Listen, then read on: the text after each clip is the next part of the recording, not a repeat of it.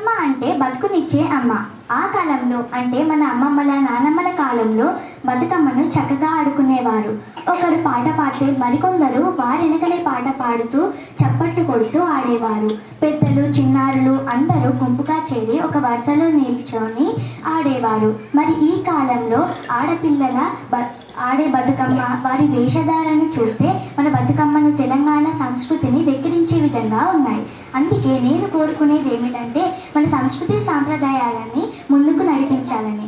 మరి నేను ఒక చిన్న పాట పాడబోతున్నాను. నా వెనకే మీరు కూడా పాడండి.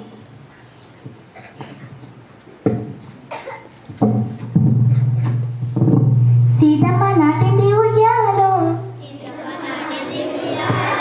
సిరిమల్లె చెట్టు ఉయ్యాలో, రామయ్య వేసిండు ఉయ్యాలో,